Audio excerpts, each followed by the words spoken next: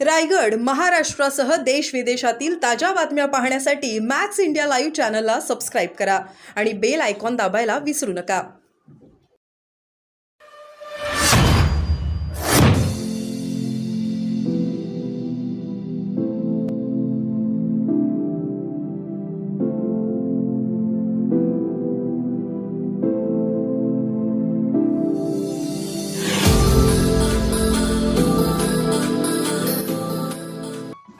तुमची जी भूमिका आहे खरंच छान आहे. वंशावळ काही ॲफिडेव्हिट करता येणार आहे का आपल्याला? आणि प्रत्येक वेळेस ते महसुली पुरावे मागतात. वंशावळ ॲफिडेव्हिट म्हणजे काय एक गावात 1-2 पुरावे सापडलेले असतात आणि ते सांगतात की त्या पुराव्यानुसार तुम्ही महसुली पुरावे देत चाला मला, मगच ते लिगल. वंशावळ तर जोडावंच लागेल ना. वंशावळ जोडतो आपण, पण मग आपला पंजोबा आहे, खापर पंजोबा आहे, त्यांची महसुली पुरावे द्या, हे तुमचे खापर पंजोबा आहे. असं आपल्याला बऱ्याचदा पुरावे सापडत नाही. जर तहसील लेवलला गावकऱ्यांना मिळून तलाठी आणि जर गावाची एक वंशावळ जर आपल्याला लिगल करून दिली पुरावा म्हणून, आणि ती वंशावळ जर त्या गावाला जोडता आली, गावात जोडतात असते वंशावळ. गावाला म्हणजे त्या भाऊबंदकीत मग त्या वंशावळ तशीच असते, मग भाऊबंदकीलाच असते. भाऊबंदकी जरी असली तर त्यांचं म्हणणं की त्याला महसुली पुरावे देतात. अरे मग एखादा अर्थ द्यावा लागत असेल ना, का नाही द्यावा लागत? तुम्ही काढलं ना. पूर्ण लिंक जोडावं लागतं. अरे लिंक म्हणजे महसूल पुराव्याची नाही, वंशावळीची. वंशावळ जोडायची नाही का? पक्क करायचं नाही का आपल्याला? ते उडालं पाहिजे. एखादा तरी एक स्टेप मध्ये राहून जाते. ह्यो प्रश्न आहे का बरं? ह्यो प्रश्न आहे का? नोंद मिळाली नाही ह्यो प्रश्न आहे. पटदिशी देत नाहीत ही प्रश्न आहे. ह्यो प्रश्न आहे का? मला तरी विचारायचं की हे मिळालं आणि ते मिळालं. आता ते मी शोधून देऊ का? कसं करता येईल हे बघा. कायम टिकवायचं आहे, वंशावळ द्यावा लागेल, एखादा पुरावा द्यावा लागेल, तरच आपलं पक्क होईल ना. तुम्हाला पुरावा न द्यायचं, फुकट देऊन टाका तसं, आणि उडाल्यावर मग काय करायचं? वाटलं तुमच्या होणार टाकूनच.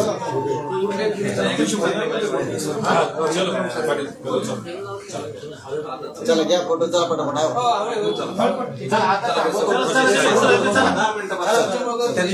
हो ते बाहेर चला, गर्दी नका करू. चला जे झालेले ते बाहेर चला.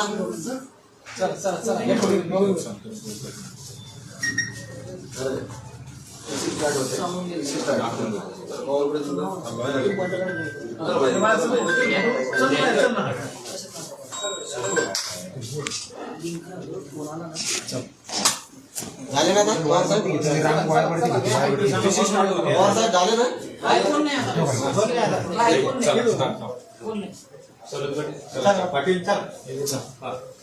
दरवाजे वाजू देऊ नका.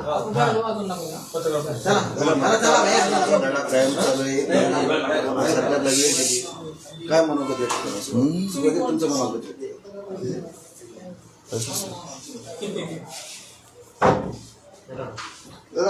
काल वडीगोद्री येथे ओबीसी समाजाचं उपोषण चालू आहे. त्या ठिकाणी ओबीसीचे नेते प्रकाश अण्णा शेंडगे आले होते आणि त्यांनी असं म्हटलंय की सगळ्या सगळ्याच्या अध्यादेशाला समर्थन करणाऱ्या प्रत्येक आमदाराला पाडू, असं ते म्हटले. आणि जे GR केलेले सगळ्या सगळ्याची अंमलबजावणी रद्द करा, आणि जे GR काढले नोंदीबाबतचे ते रद्द करा, असे म्हटले.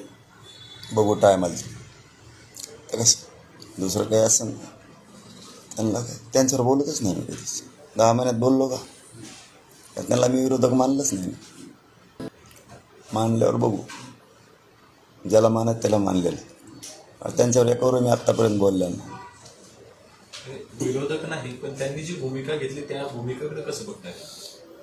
13 तारखेपर्यंत काहीच बोलत नाही मी त्यांच्या भूमिकेला. भूमिका व्यक्त करणारे ते कोण? भूमिका व्यक्त करणारं सरकार. आमचा वाद सरकारशी, त्यांनी तिकडं सरकारला बोललं पाहिजे, आम्हाला कशाला. त्यांनी याच्यामुळे भूमिका घेतली की आपण म्हणता जे ओबीसी मराठा आरक्षणाला जे विरोध करतात त्यांना पाडू. आता त्यांनी तोच मुद्दा घेतला की जे ओबीसी आरक्षणाच्या आडवे येते ना, आम्ही त्यांना पाडू. मग पाडण राहू द्या मोकळं महाराष्ट्र.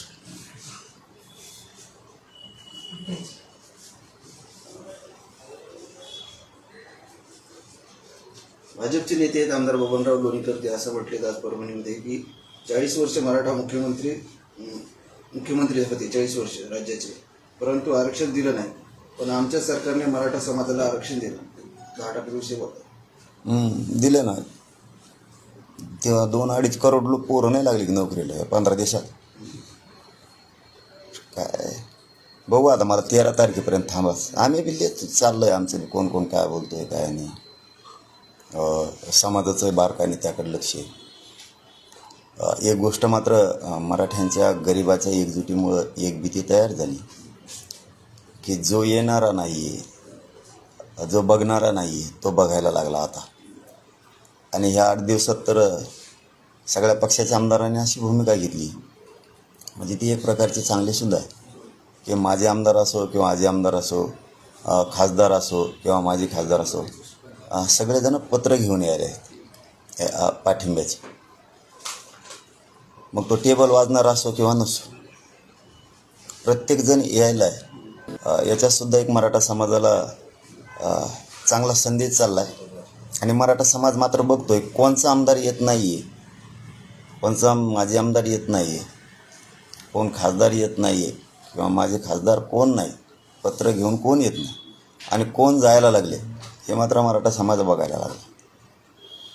ती एक एकजुटीची धास्ती किंवा एकजुटीची गरज आहे, गरज शब्द म्हणूयात, गरज आहे, हे सिद्ध झालं आता.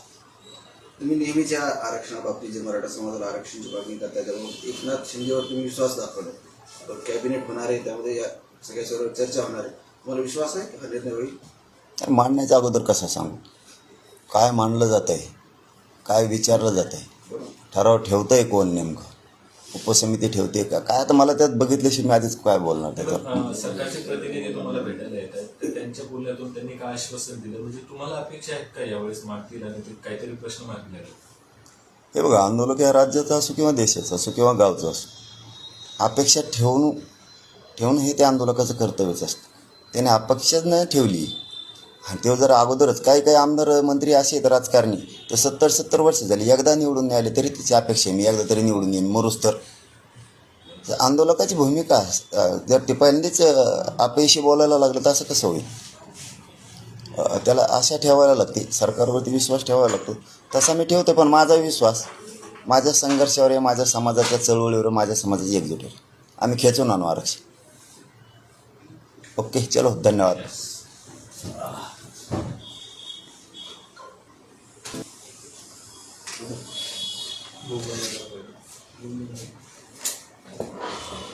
वर आहे.